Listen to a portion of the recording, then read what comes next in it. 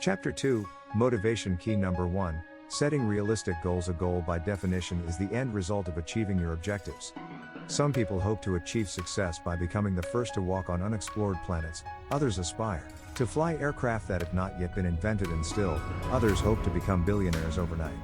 Without the requisite years of training or skills, these goals may not be possible and thus lack the realism I encourage. When we hinge our success and by extension our happiness on achieving goals that may always be out of our reach for whatever reason, what kind of enjoyment will we find in life when we fail to achieve them?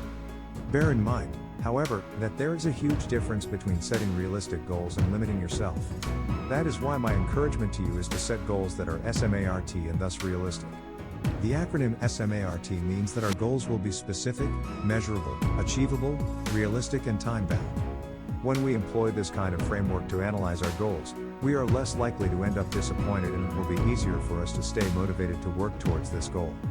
If your aim is to simply invent something great, sometime in the course of your life, that goal would neither be specific, measurable, achievable, or time-bound. Working towards a goal that indeterminate will lead you in circles and be very discouraging. If your goals are to be considered realistic, they must meet up to the requirements of all the other aspects of your SMART analysis. So even if you hope to achieve great things by the time you are 23 but have not really set a specific means to achieve this goal, you will not be very motivated to get much done. SMART objectives ensure that you direct your efforts in the right direction and do not waste time trying to reinvent the wheel or striking the air. Working towards something that is impossible for whatever reason will leave us too discouraged to achieve much else. But this is a very touchy topic for me because men like the great Steve Jobs, Ronald Wayne, and Steve Wozniak did indeed achieve what was thought impossible by their contemporaries when they invented Apple Incorporated. So where does one draw the line between realistic and ludicrous? Ask yourself these questions. Do I have the skills needed to achieve this goal? If not, how long will it take me to learn this skill? Do I have the requisite time and energy to achieve this goal? How much of my financial resources will I need to accomplish this goal? Is accomplishing this goal going to have a positive impact on those around me?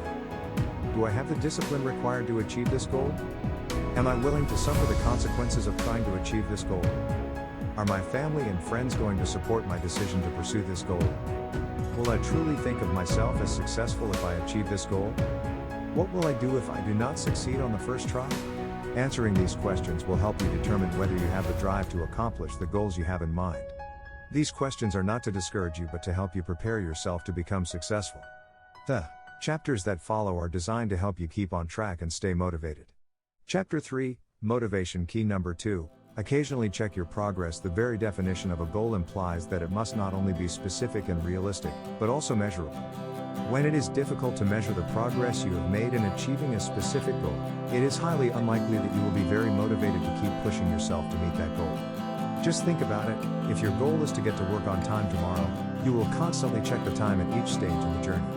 If you notice that you are running behind time, you will automatically start driving or walking faster because you know exactly how much time is needed to meet your goal of being on time. If that goal was a little less defined, for instance, if you decided that someday you wanted to be famous, how would we know when to start speeding up? Motivation, that intrinsic desire to attain your goal, is what will ensure that you will do anything to achieve your goal. This could require that you speed up, slow down, or even change course altogether.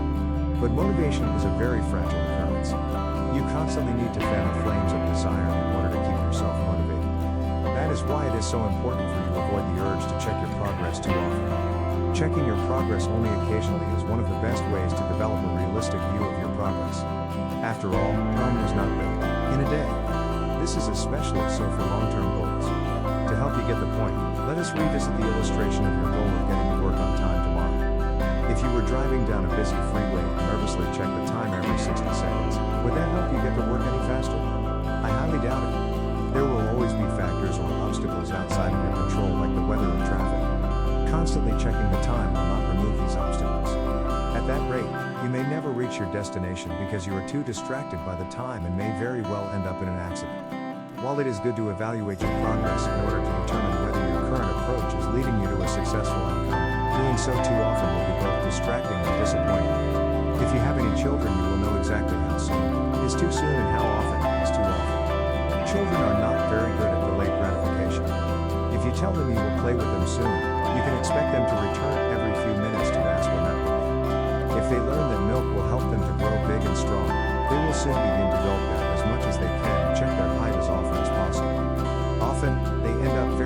disappointed because progress ends up being much slower than they expected. The same can happen to you. Checking your progress too often is one of the easiest ways to demotivate yourself. You will begin to imagine your progress to be much slower than it actually is, or may condemn yourself as not really making any progress at all. This is especially so because you will make more progress on some days than others. How often is too often is a question that only you can answer. The nature of your goals and the duration of the time needed to achieve them will help you make this decision. If your aim is to lose 5 pounds in 30 days, it is only natural that you would want to weigh yourself daily. But if your goal was to lose 100 pounds over the next 2 years, monthly weighing would be more beneficial. It is generally encouraged that you check your progress a little less frequently for longer-term goals than you would for those you hope to achieve in a shorter period of time. This does not mean you should not revisit your strategy for achieving your goals often. In fact, I strongly encourage you to review your strategy as often as possible. This is a more practical way to keep yourself motivated because you will constantly be thinking about achieving your goals, and it will become harder to be distracted by all the noise around you. Our associates are often one of the biggest distractions. Your associates can either weight you down or push you forward and closer towards your dreams. The next chapter focuses on how to surround yourself with the right people who will help to motivate you towards success.